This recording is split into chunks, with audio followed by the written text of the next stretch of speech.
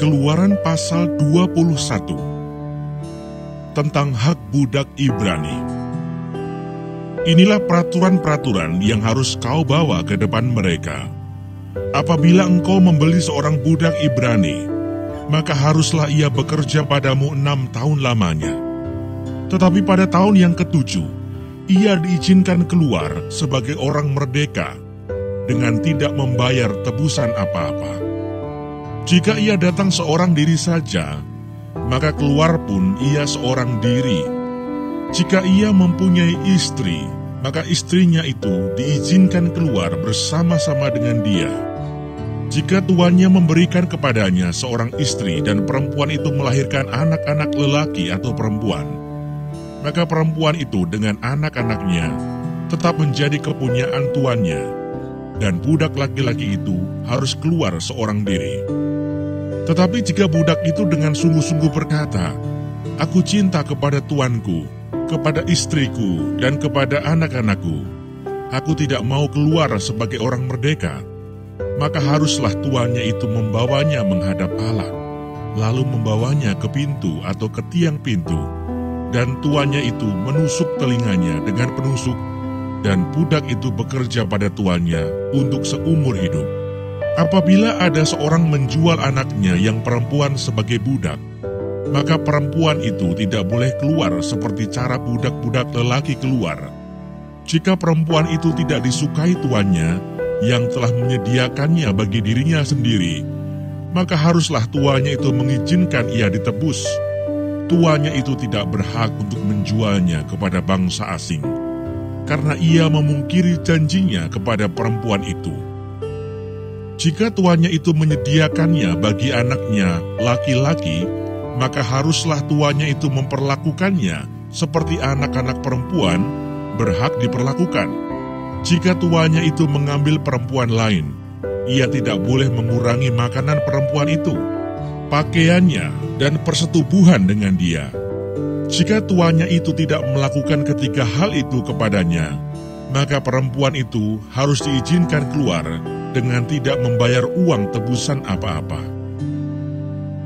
Peraturan tentang jaminan nyawa sesama manusia. Siapa yang memukul seseorang sehingga mati, pastilah ia dihukum mati.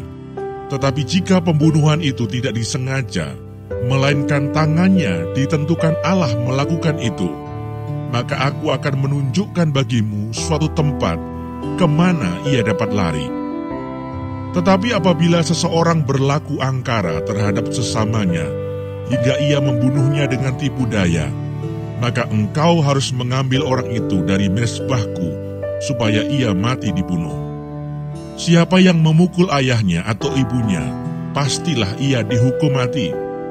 Siapa yang menculik seorang manusia, baik ia telah menjualnya, baik orang itu masih terdapat padanya, ia pasti dihukum mati.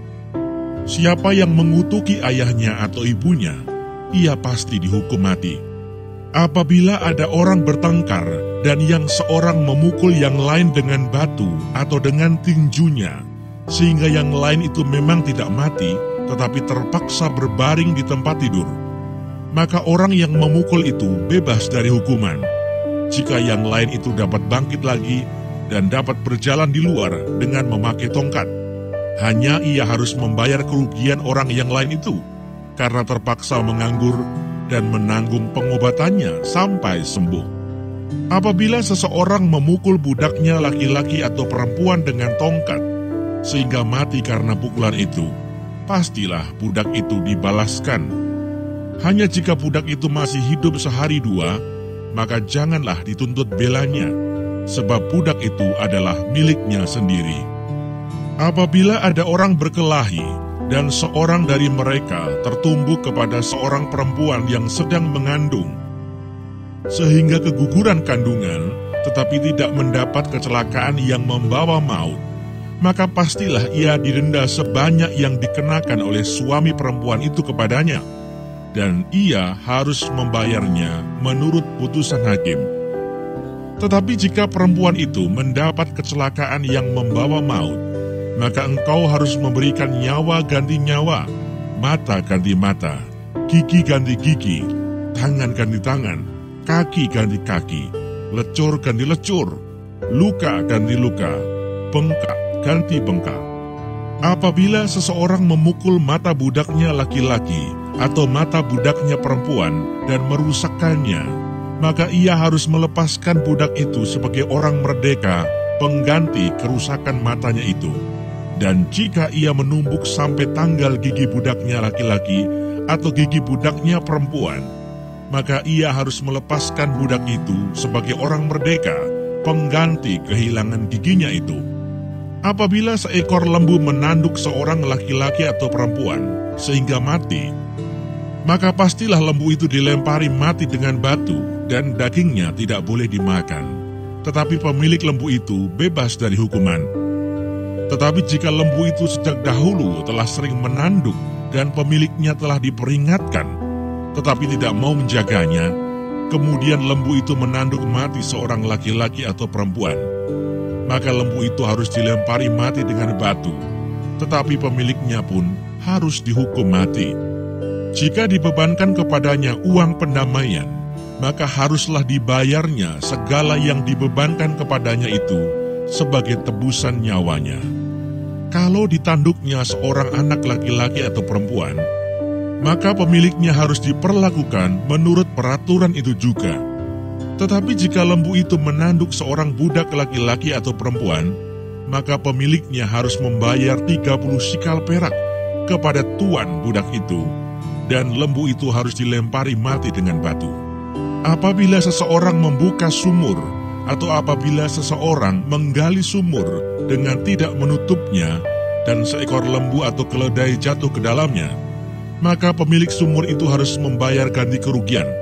Ia harus mengganti harga binatang itu dengan uang kepada pemiliknya, tetapi binatang yang mati itu menjadi kepunyaannya. Apabila lembu seseorang menanduk lembu orang lain sehingga mati, maka lembu yang hidup itu harus dijual, uangnya dibagi, dan binatang yang mati itu pun harus dibagi juga. Tetapi jikalau lembu itu terkenal telah sering menanduk sejak dahulu, dan walaupun demikian pemiliknya tidak mau menjaganya, maka ia harus membayar ganti kerugian sepenuhnya, lembu ganti lembu, tetapi binatang yang mati itu menjadi kepunyaannya.